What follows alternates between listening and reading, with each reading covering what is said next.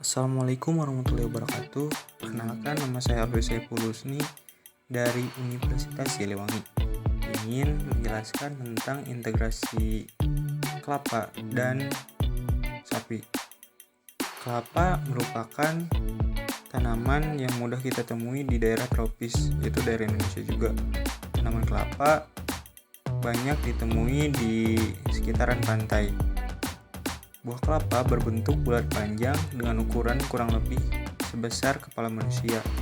Komposisi buah kelapa terdiri dari sabut 33%, tempurung 12%, daging buah 28%, dan air 25%. Dari buah kelapa kita dapat mengambil banyak manfaatnya. Namun pada kali ini saya ingin menjelaskan bagian-bagian mana saja yang bisa dijadikan pakan ternak dari kelapa. Yang pertama ada ampas kelapa. Ampas kelapa merupakan hasil samping dari pembuatan santan. Seiring dengan perkembangannya teknologi, ampas kelapa bisa dimanfaatkan menjadi pakan ternak. Ampas kelapa memiliki kandungan protein cukup tinggi. Menurut Balitbang Pertanian, ampas kelapa memiliki kadar protein sebesar 11,35% dengan kadar lemak sekitar 23,36%. Berdasarkan hasil analisis bahwa dari 100 butir kelapa diperoleh ampas 19,50 kg, sehingga diasumsikan satu butir kelapa menghasilkan ampas kelapa 195 gram. Agar bisa dijadikan pakan ternak, ampas kelapa harus melewati tahap fermentasi dulu. Dengan tahap fermentasi, maka kandungan protein yang ada di ampas kelapa menjadi 26,9%. Kecernaan bahan kering 95,1% dan kecernaan bahan organik 98,8%. Yang kedua ada sabut kelapa. Sabut kelapa merupakan komponen penting juga dalam buah kelapa. Sabut kelapa dapat diolah menjadi bahan tambahan atau bahan campuran pada komplit feed dan konsentrat untuk pakan ternak. Yang ketiga ada bungkil kelapa. Bungkil kelapa merupakan bahan limbah dari sisa pembuatan minyak atau bahan lainnya. Bungkil kelapa biasa dijadikan sebagai bahan campuran ternak untuk meningkatkan kualitas dan kandungan nutrisi pakan. Ini karena bungkil kelapa memiliki kandungan karbohidrat, serat, protein, vitamin, dan mineral yang tinggi. Selanjutnya kita akan membahas tentang sapi. Selain diambil daging dan susunya, kotoran sapi dapat dimanfaatkan dan diintegrasikan dengan perkebunan kelapa. Yang pertama, dari kotoran sapi kita dapat membuat kompos atau pupuk kompos dengan menggunakan beberapa tahapan proses, sehingga kotoran sapi dapat termanfaatkan dan mengurangi limbah atau kerusakan pada lingkungan.